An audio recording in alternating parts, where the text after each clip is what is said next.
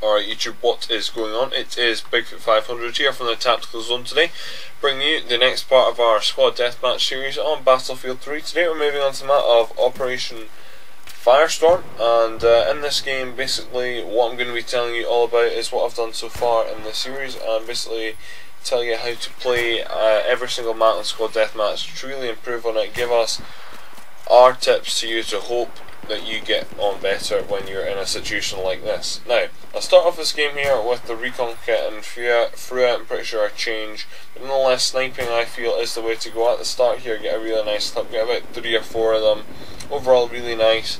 That's the thing though that I'm going to mention before I forget actually here, is off the bat you really do need to be careful. Although it's a big map, everyone does spawn very close to each other, so you do need to watch out. Now this gameplay overall isn't the best actually, it's only a 14 and 2, it's a reasonably defensive gameplay, but this map isn't one of those ones that you can just run and gun because it is so big. Overall I do speed this game up as it is 14 minutes, and I realise you probably will get bored after about 10. Well, probably less than that, but anyway. Okay, so today I'm just going to start off with the kit I'm using, and why I probably think it's the best kit for this map. Then I'll go through the other kits, and finally what tactic you should use. Okay, so today I'm starting off with the recon kit, and the recon kit is obviously the sniper kit. It's probably the best kit I would say for this map, just because overall it's really, and I mean really long range, unless you're just camping in the buildings. I do get 1 or 2 of these situations actually, I'm pretty sure, during this game, but overall you're mainly in long, really long range quarters. So start off with the L96, and overall this gun's a really good gun if you get pullback sight on it. What this gun allows you to do is literally usually get like one-shot kills near enough all the time. Obviously with every sniper you need to watch out about like the dip, so for instance if you fire a bullet it'll start to dip, so you obviously need to aim just a wee bit above the guy's head or whatever, especially when you're shooting at long distance to get the guy. A lot of people don't know that actually, and I never knew that until I was about level 30, that bullets dipped. That's why I tend to get hit marked a lot by snipers. I rarely get one-shotted, which is obviously good, but at the end of the day, to be honest, everyone should know this, and this is why we're trying to help you here. So I'm using my secondary today as well, and secondary did come in really handy. It's the .44 scope magnum, and overall any secondary would be really good to be honest. You can use stuff like the M93 or Rafika. You could use the G17 suppressed. That is a really good pistol as well actually overall, and I'd highly recommend you use that. Now for snipers, you could use other snipers probably such as the SV98 would be a good one for example. That sniper is really good, especially if you get the bipod on it, that will do you wonders. Bar that though, I'd probably stick with that or the L96. I suppose the M40 wouldn't be that bad either, but you're not going to want to go with the SK or any of those semi-automatic guns, just because at the end of the day you're really looking for the one-shots, because literally if you're getting maybe semi-automatic like the SK across the map for example, you're getting hit mark there and they're going to move instantly. You really just need to snap the shot there, and then that's when you want to go for a pullback one shot like the 3 snipers I've just mentioned. Okay, so now I'll move on to assault. Now I can't remember if it was this game or not actually, I do apologise because I've sped this up, it's kind of all edited and I'm not actually really exactly watching the gameplay as it goes, but nonetheless assault I did try on this map, and assault overall went down okay actually. I was sitting mainly in the buildings, whereas for sniping I was kind of just trying to stay on the roofs and go around the outside sort of thing. What I did in the end for when I was using assault was I just like in the building I was in not too long ago, basically what I did was I just sat around and basically just picked people off as they spawned from coming out of the rooms. Okay, I do apologise if my microphone did just cut out. Unfortunately my USB disconnected there. Anyway, as I continue on, basically what I was saying about assault kit was what you really want to do is kind of stay in the buildings for the assault kit. I realise that assault are kind of meant for longer range, but at the end of the day really, I mean this is extreme range. You're literally, if you are going to use assault, if you're going for like the long range, so I mean if you're going into the desert sort of areas, you're really going to want to try and change to like single bullet, so that's just hitting up once on your D-pad. Not a lot of people know this actually, but basically down, as you can probably hopefully see anyway, in the bottom right hand corner there's like some dots at the side. There should sometimes, if, for instance, your assault should be 3 dots, 2 dots, and 1 dot. 3 dots means fully automatic, 2 means burst, and 1 means single. What you can do is you can select from them. Obviously, I'm using a sniper here, so I've only got, well, single, so it's only giving me the option of 1 dot.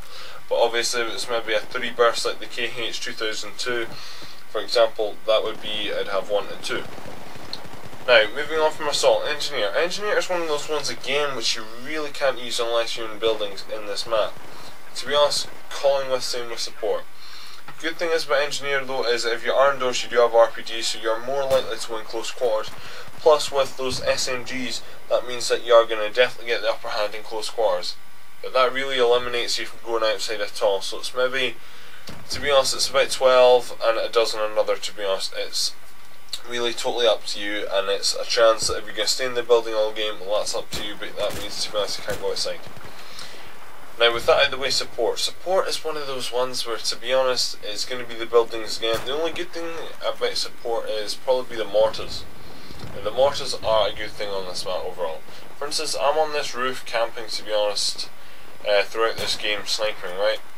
Now, basically, for instance, if someone was to mortar me from wherever, or up onto the crane, or yada yada yada, they're most likely to get me just because it's a nice big flat open space. There's no one like really trying to get at me or anything like that, so I mean the mortar will just come down and annihilate me.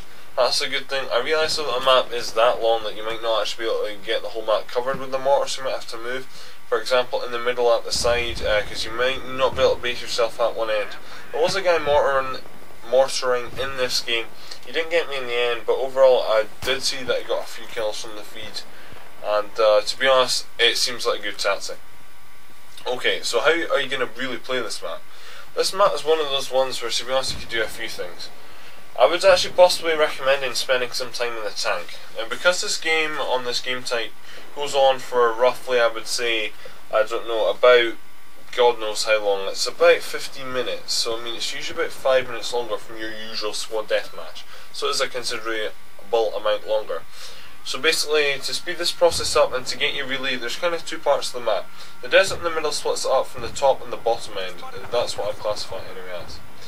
Now really, from getting to one to the other, it's not too easy to walk. Just because it's a long distance, it takes a good 30 to a minute, seconds. And overall, you're most likely to get sniped because there'll be snipers on the crane and there'll be snipers on the roof where I've been during this game.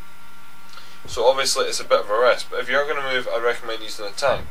Overall, not in this game again, I'm pretty sure, but I did use a tank in one of my games I played, and overall it did really work really well.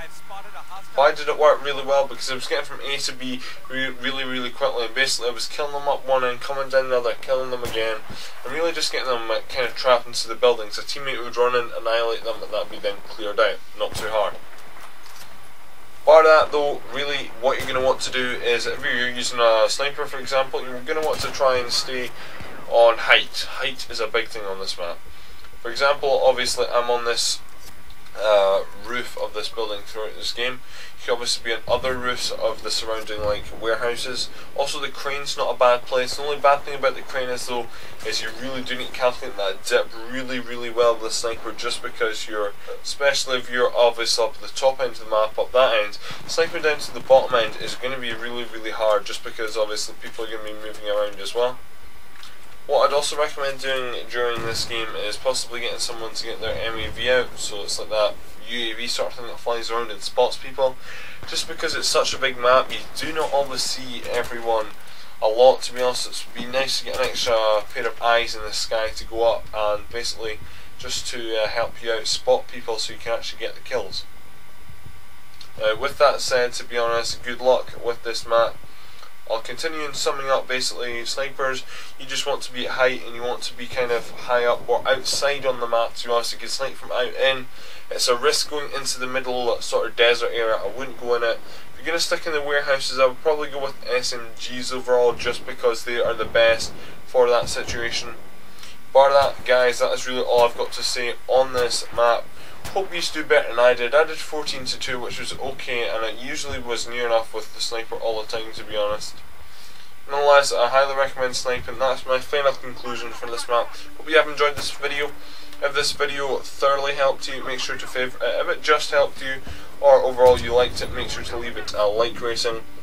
As always guys, subscribe to the playlist where you get every single map from the Squad Deathmatch series. We'll also be doing TDM on Battlefield 3 and hopefully Conquest eventually. Give us time notice, we're working on many series at once.